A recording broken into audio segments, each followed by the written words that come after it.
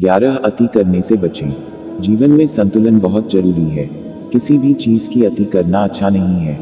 जैसे सुख आने पर प्रमाद करना और दुख आने पर निराशा में डूबे रहना, दोनों ही गलत है।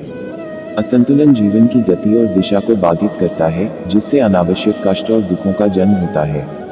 जिसके मन, विचार और कर्म में संतुलन है, उसे ज्ञान मिल जाता है और ज्ञान से ही सदा के लिए शांति, संतुष्टि मिलती है।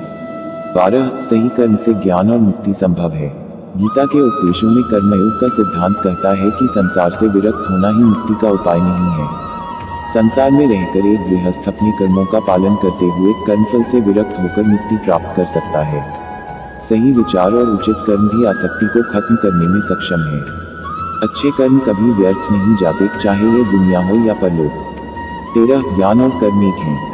एक अज्ञानी कर्म और ज्ञान को अलग अलग समझता है, लेकिन एक ज्ञानी जानता है कि दोनों एक ही हैं। लोग ज्ञान की बातें तो करते हैं लेकिन उसका पालन नहीं करते।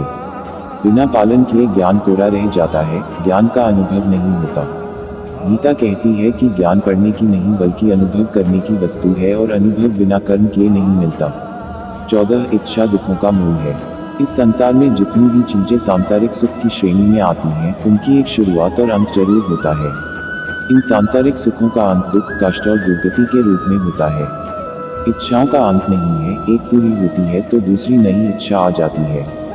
हर इच्छा से प्रेरित होकर कर्म करना गलत है, क्योंकि ऐसे तो अनुचित कार्य भी होंगे। इच्छाओं से विचलित न हो, उन्हें एक विरक्त दर्शक बनकर देखो और वे चली जाएंगी। 15 भगवान ही सबसे बड़ा सहारा है। परमपिता ही एकमात्र हमारे आधार है और अपने हैं। इस संसार में कोई भी अकेला नहीं है। ईश्वर में विश्वास रखते हुए जो मनुष्य कर्म पथ पर बढ़ता जाता है, वो सदा शांति, सुख और मुक्ति पाता है। भूत और भविष्य की चिंता करना व्यर्थ है, वर्तमान ही सत्य है। जो भी पूर्ण समर्पण से ईश्वर की शरण में आता है, परमात्मा उसका कल्याण अवश्य करते हैं।